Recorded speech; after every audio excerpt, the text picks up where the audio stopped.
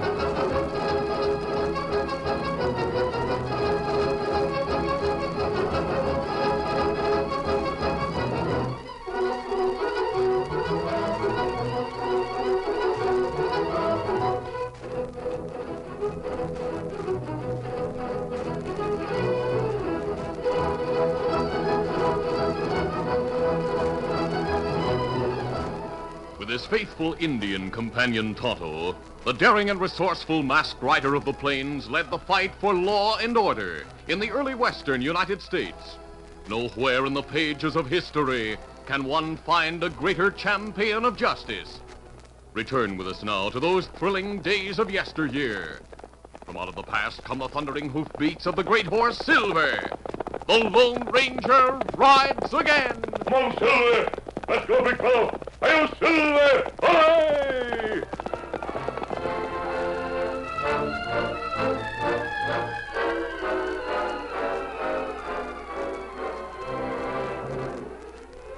Jed Crowell, owner of the Circle C Ranch, was upset as he sat at noonday dinner with his wife, Kate, and his foreman, Les. I'm telling you, Kate, something has to be done about that boy of ours. Mm-hmm. I sent him into town at 8 o'clock this morning for a couple of horseshoes. He isn't back yet. He's 19 years old now. It's time he became a little more dependable. Oh, now, Jed, don't get so upset. Why, I'm sure Frank will be back soon. Most likely stopped in at the cafe again. That cafe owner, Lou Barry, encourages Frank to go in there. What's more, he lets him run into debt. Lou Barry's a no-good coyote, if you ask my opinion. That's right, he is.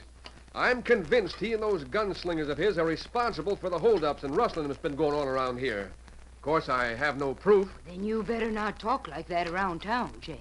Why, it might lead to trouble. Trouble? I'm not afraid of Lou Barry. Les, you take the hands out and round up strays this afternoon. Sure. I'm going into town and find Frank. Oh, Jed, now why cause trouble? Just wait a while and Frank will be coming I've along. waited long enough. I'll have the satisfaction of telling off that hombre Barry, too, while I'm about it. You better go easy, boss. Lou Barry's a mean hombre when he's riled. Yeah, I can be just as mean as he is, Les. I'll see you later. So long.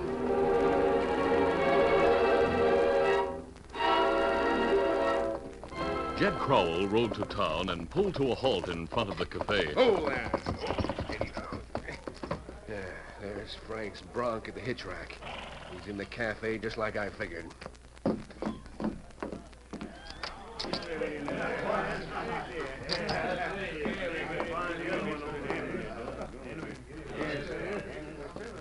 Afternoon, Mr. Crow. Looking for someone? Barry, you know mighty well I'm here to fetch my boy Frank back to the ranch where he belongs. Where is he? All right, now, take it easy. Frank's in the other room having a friendly game of cards. No harm in that, is there? I might have known that irresponsible young maverick would let you talk him into mixing with a lot of no-good gamblers. By Jiminy, he'll not be here long. Now, careful, Mr. Crow. I don't want any trouble in here. You'll have plenty of trouble if you don't stop encouraging my son to waste his time and money in this place. Oh, there he is. Frank, what are you doing here? Hi, Dad. I I just stopped in a minute and sort of got interested in a little game. And your game is finished right now, understand? Well, Dad, I'm in the hole right now. How can you keep playing if you've lost what cash you have? All right, now don't get excited, Mr. Crow. Frank knows his credit is good here. Well, I'll not be responsible for his debts. And I'll not stand by and see you drag him further into debt. Now, come on, Frank. You're going home right now. Come on, I said. Well, all right. Reckon I have to go now, fellas.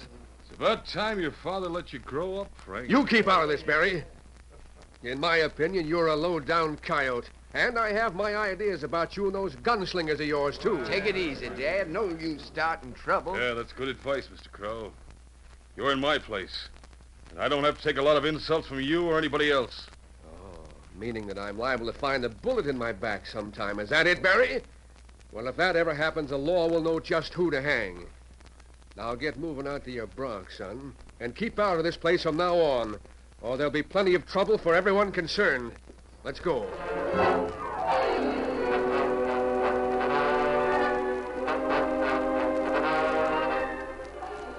After Jed Crowell and his son Frank left the cafe, Lou Barry was talking to two of his hired men in his office. You hombres were out front when Jed Crowell came in. You must have heard what he had to say. Yeah, I was expecting you to go for your gun most any minute, Lou. Weren't you, Curly? Yeah, Spud. I was sort of surprised to see Lou take that kind of talk from Crowell. Jed Crowell is a big rancher. Has lots of influence around here.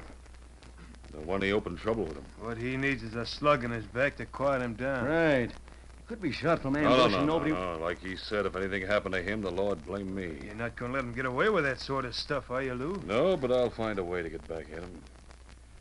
Anyhow, he suspects us of being connected with some of the things that have happened around here. It's not good to have him saying what he thinks. Yeah, that's right, it isn't. You better think of a way to shut him up. You leave it to me, I'll think of something. Now, let's get out front. All right. When the time comes, I'll get even with Crow. Let's go.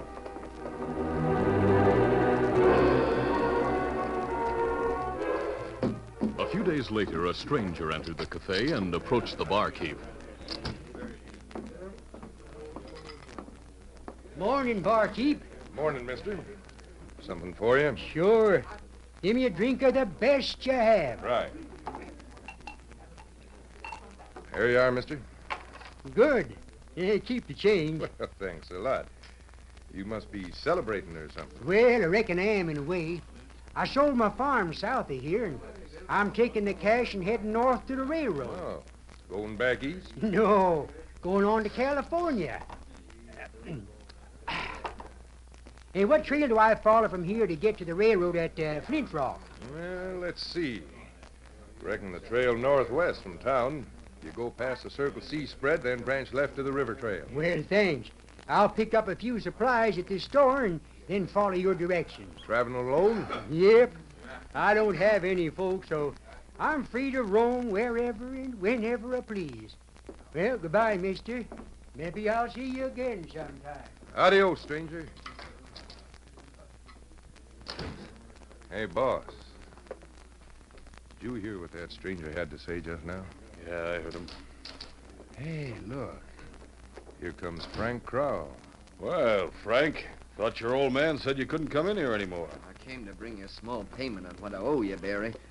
Here's $50. Yeah. Is that all? Now, look, Frank, you owe $500. I'll have to have it all right away. But I don't have it right now. I have to pay in installments. That's the best I can do. You'd better get it then, or I'll go to your father for Well, it. no, don't do that. Dad doesn't know how much I owe. The only way for you to keep him from knowing is to find some way to get it then. I have to have it by tomorrow, understand? But I can't get it by then. Give me more time. Tomorrow.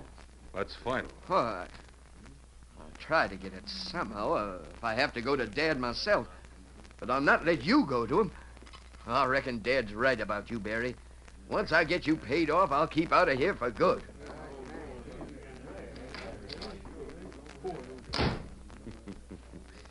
Send Spud and Curly into my office, Joe. I got something for them to do. A few minutes later, Lou Barry was giving instructions to Spud and Curly in his office. The stranger with all the cash went to the store, and then he's heading out the trail that goes past the Circle C spread. Figure Frank Crowell isn't going to be very far behind him. Yeah, go on. You and Curly take a shortcut. Ambush the stranger and grab his cash. Then hide until young Crowell comes along and finds the body. Grab Frank, fire a bullet from his gun. Then bring him and the body into the sheriff. I'll get even with Jed Crowell when his son is charged with murder. Jed Crowell, who had been helped in the past by the Lone Ranger and Tonto, had written a letter to the Padre stating his suspicions and asking their help to get proof against Barry and his gunslingers. The masked man and Indian headed along the trail in the hills not far from the Circle C Ranch. Otto, according to Jed Crowell's letter to the Padre, he thinks Lou Barry, the cafe owner in Brookville, is really leader of the crooks responsible for the holdups and rustling in this territory. It's not easy to get proof. The sheriff here hasn't been able to get a line on the crooks. So far, Jed hasn't told what he suspects. We let Crowell know we come here? We'll make camp, Tonto. Then after dark, we'll go to the Crowell place to talk to Jed. Ah. I have the letter Jed sent to the Padre. It will serve as an introduction to the sheriff if we need to get in touch with him. All right, let's turn off and ride to that grove yonder. We'll pitch camp there. Come on, Silver. Come, Scout. Come.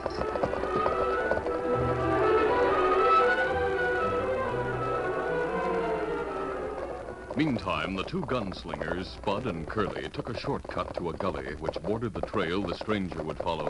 Hold there. Yeah, this is a good spot, Curly. Yeah, we shouldn't have long to wait either. Steady now. Come on, steady, boy.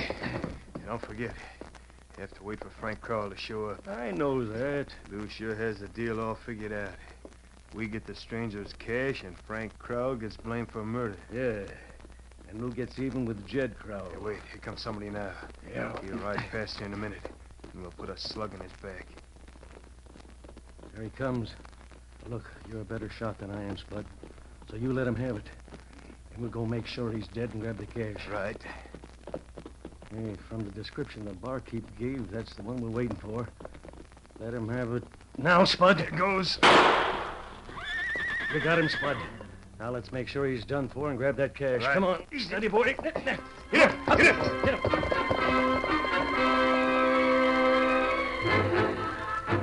After making certain the stranger was dead and taking a pouch from his saddlebag containing the cash, the two crooks again waited in hiding until they heard hoofbeats coming from the direction of town. Then they went up around a bend in the trail and waited again. Meanwhile, Frank Crowell, upset by his talk with Lou Barry, rode along at a slow pace as he tried to think of how to raise the money to repay his debt. I hate to tell Dad, but I'll have to. There's no other way. Holy mackerel. A body on the trail. Get up there, boy. Whoa, steady, boy. See if he's dead. Yeah. Done for, all right. Shot through the back, seems like. Hey, what's this? Hey, Frank Crowell. Spud and Curly, I'm glad you came along. I just found this fella here. He's dead. Huh? Shot in the back. Hey.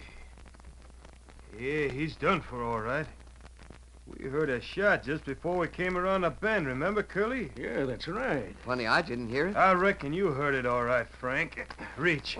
What is this? Thanks, like he said. Well, sure, but... We don't know why you gunned this stranger, Frank. But from where we stand, it looks like you did. Huh, Curly? Sure. Who else could have done it? I'll take your gun, Frank. My gun? Oh, yeah, look at it. You'll see I haven't used a bullet. No. I'll let the sheriff look at it when we get to town. Let's tie Frank on his horse, Spud. And we'll tote the body to town and turn Frank over to the law for murder.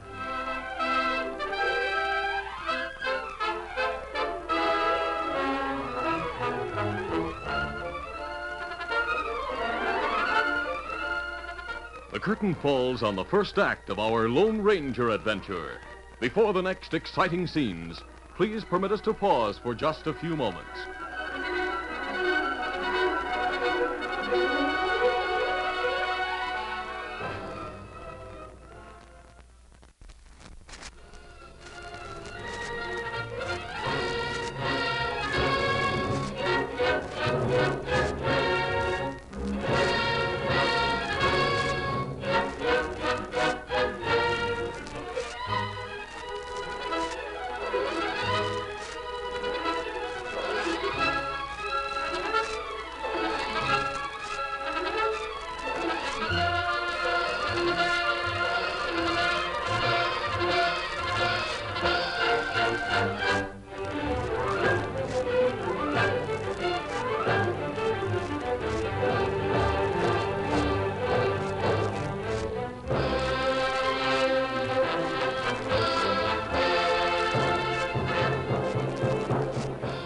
now to continue. The two killers, Spud and Curly, appeared around the bend in the trail just as Frank Crowell knelt down beside the body of the stranger. They accused Frank of the killing, took his gun, and tied him on his horse. Hey, I reckon that'll hold him. Yeah. I didn't do it. I didn't. We came around the bend a little while after hearing the shot and caught you red-handed, Frank. Now, maybe when you have your trial, you can convince the jury you didn't do it. But I doubt it. Yeah, that's right. We better... Hey, look, the coyote. I'll get him. Yeah, must have missed him. Well, come on. Let's get the corpse and Frank to town and get this over with. Later, Curly and Spud, with Frank Crowell and the dead stranger, stopped in front of the sheriff's office. Hold it. What's going on here? Here's the sheriff, Curly. Tell him. This here stranger's dead, Sheriff. We heard a shot, came down the trail, and found Frank Crowell bending over the corpse. Great day. Is that true, Frank? Well, he did see me bending over him, Sheriff. I was trying to see if he was dead, but I didn't kill him. I swear I didn't. Curly has his gun, Sheriff. Give him the gun, Curly. Yeah, sure. Here it is, Sheriff. Just like it was when we took it away from him. You shot at a coyote with that gun. Did I, Spud? You were there. Of course not. He's just trying to make an excuse in case the sheriff finds an empty cartridge in his gun. Now, look. Yeah, bullet was fired all right. Carry the body into my office and then go for the coroner. Right. All right. Frank, you're coming with me as a suspect until I can ask more questions and find out exactly what happened. Right now, sure looks mighty bad for you. Come on, we'll go inside. But I'm telling you. That night, the Lone Ranger and Tonto visited Jed Crowell and learned that Frank had been jailed for the murder of the stranger. By thunder, they've cooked up a case against Frank. That's what they've done. But with those two gunslingers as witnesses against him, Jed, we must do something. We must. Why, I just know Frank didn't kill that man. Of course he didn't. But we gotta find some way to prove it. You say the sheriff found the bullet that had been fired from Frank's gun? Yes.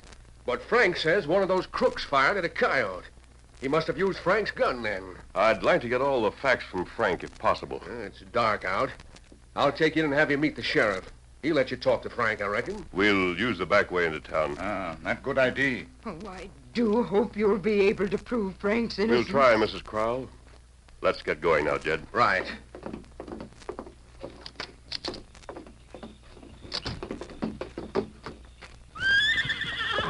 Easy, steady, big fella. Easy, fella. Come on, Silver. Get up there.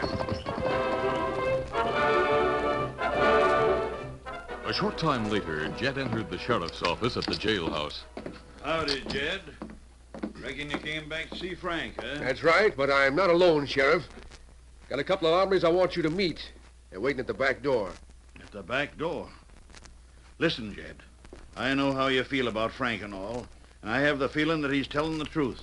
But I'm doing my duty, and if you figure on pulling some... Oh, don't be a fool, Sheriff. I'd be a dim-witted mule to try to help Frank break jail.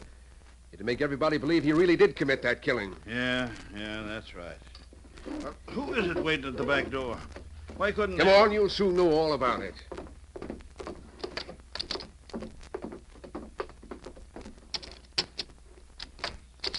Come on in and meet the sheriff. Right. Come, Tonto. Hey, what the... A masked hombre. Reach, mister. The Indian, too. Jed must be crazy. Take it easy, will you, and put away your gun. This masked man and Indian ride for the law. For the law? Haven't you ever heard of the Lone Ranger? The Lone Ranger? Great day. Do you mean to tell me That's right, Sheriff. This is my friend, Tonto. Well, what do you know? I'm glad to see you both. But how did Jed This letter brought us here. Oh. Yeah. Oh, so that's it. By Jiminy, Jed, that was smart of you to send for the masked man. We sure can use his help. Thanks. May we talk to Frank Crowell a few minutes? Sure. Come on, I'll take you to his cell. A few minutes later, after introductions had been made, Frank told the details of what had happened, as the Lone Ranger and Tonto listened intently. Finally, the masked man asked, Where did the killing take place, Frank? On the northwest trail, about 3 miles out. There's a bend in the trail and a gully over to the left. I see. Sheriff, what motive is given for the killing? It seems the stranger was talking in the cafe about having a lot of cash with him. Probably in the money pouch in his saddlebag. Oh, what about the money? We can't find it. The two fellows who brought Frank in say he had just enough time to sling it into the brush when he heard 'em coming. What pouch? My men went out and searched, but couldn't find anything. I see. Did your men search the gully for hoof marks? We had a short rainstorm after the killing happened. Any marks would have been washed out. Yes, that's true. Otto, we'll go out to the place where it happened and look around anyway. The moon has come up brightly now. Uh-huh. Jed, we'll see you and the sheriff later. Let's go, Toto. A short time later, the Lone Ranger and Tonto drew rein in the bright moonlight at the place where the stranger had been ambushed. Who's over?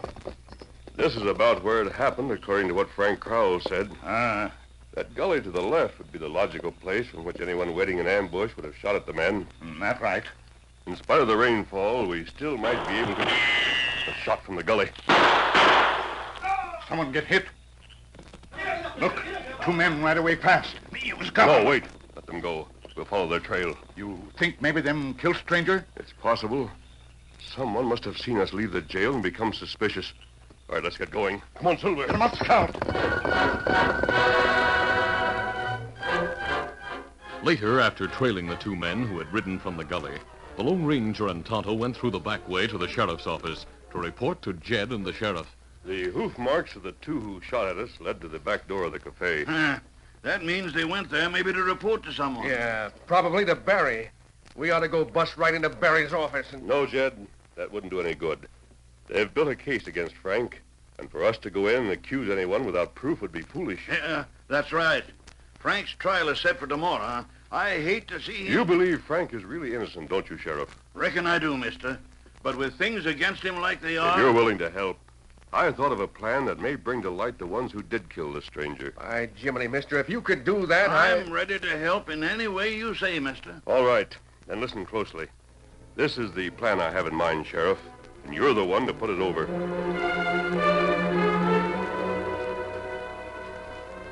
Later that evening, the cafe was crowded with men who were discussing the expected trial of Frank Crowell. Yeah, it sure is hard to believe that young Crowell would go that far to get the cash to pay back what he owed Lou Barry. Yeah, maybe it's hard to believe.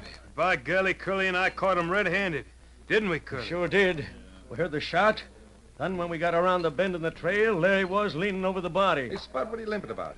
Curly accidentally creased my leg with a bullet. It's nothing. Young Crowell's sure on the spot. Frank hasn't a chance of getting off. It's a clear case against him. If we had enough spunk, we'd go to the jail and get him, and take him out of ways and shoot him. We'd save having a trial. You're right, Spud. Hey, what's all the excitement in here? Well, Spud was saying the crowd ought to give Frank Crowell quick justice. Yeah, I think Spud's right, too. We know Frank killed that stranger. Sure he did. All right, now hold on, all of you. Spud, keep your mouth shut, understand? Young Crowell will be found guilty of this trial. We have to have things done legal in this town. Glad to hear you say so, Barry. It's the sheriff. It's good to know you're such a law-abiding citizen. Well, thanks, Sheriff. We know Frank Crowell will be convicted. The evidence against him. It looks that way. But I'd sure like to get the boy to tell what happened to the 2 pouches of cash that's missing from the stranger's saddlebags. 2 pouches of cash, you say? That's right. I got word the banker down in the town where the stranger came from might testify that the fellow was carrying the cash he got for selling his farm in 2 pouches. What? How could he testify to that when... Shut up, Curly. What do you know about it? Yeah, Curly. Just what were you going to say, anyway? Why, nothing at all. Like Lou said. What could I know about it? Oh, I see. Hey, Joe, treats around the house for everybody. Step up, fellas. Down the house. All right, come on, get on. Curly, I want to see you and Spud in my office right away. Come on. All right, you 2 dirty double-crossers. Where's the other pouch of cash? Honest, Lou, there was only one. We searched the stranger and his saddlebags, too. That's right, Lou. There was only one pouch, the one we brought to you. Don't stand there and lie to me. You heard what the sheriff said. Where's that other pouch? Speak up quick. There wasn't any other pouch, Barry. Look, in the back door. A masked man with guns. Well, I'll be... Sneak in on us, will you? Or I'll shoot you. Oh, my arm! Don't move, you 2. I'll pick up Barry's gun. Though the masked man kept an eye on Spud and Curly as he holstered one of his own guns and picked up Barry's, Spud decided to take a chance and made a fast draw. He knows too much. I'll get him. Don't shoot. Oh, I'm hit. The Indian at the window. Oh. We were listening outside the door, Barry. Heard you talking to these 2 a minute ago. You haven't anything on us? Keep them covered, Sheriff. I'll search the desk. Who's that masked man there? Yes, here it is in the bottom drawer. brown money pouch with the initials DW on the side. That's mine. Someone left it here at the cafe and never came back for the empty pouch. I use it. Don't lie, Barry. I telegraphed the banker in the stranger's hometown. He wired back, told about the initials, and said there was 4,000 in large bills. He even had the serial numbers. Hear that? Yep, this is the stranger's stolen cash, all right. Barry, I'm taking you in for murder. No. Hear that? I had nothing to do with it. Truth is that Spud and Curly brought me that pouch to keep for them. They said they made a deal of some kind. Why, you lying coyote. You planned the whole thing. You sent us to ambush the stranger, and you want a young Prowl to get the blame so you get even with his old man. That's right. You told us to wait for Frank and find an excuse to fire a bullet from his gun. Yeah, and when you heard about the masked man leaving town, you guessed he might be up to something. So you sent us to trail him and try to gun him and the Injun. You said you knew who they were. By thunder, I ought to wring their dirty necks. Forget it, Jed. These men will be held for murder. I don't blame us. Look, we'll tell all we know about Barry, how he planned the holdups, all that's been going on around here. We've heard enough. Take them away, man. See that their wounds are fixed up before you toss them into jail. Jed, we'll go get Frank out of jail now. He'll sure be happy about all this. Yep. If it hadn't been for that masked man... Say, where is he? And the Indian? Well, he must have just sort of eased out with the others, Jed. He's sure a fine friend to have, seems like. He sure is, Sheriff. By Jiminy, it's just like him and Tonto to ease out so as not to have to be embarrassed by a lot of thanks and all. Yeah, I've heard a lot about them both and how they don't want thanks or reward for anything they do. I'm mighty proud, Jed, that I met him at last. Means a lot out here in the West to be able to say you know and have as a friend a real rootin' American, like the Lone Ranger.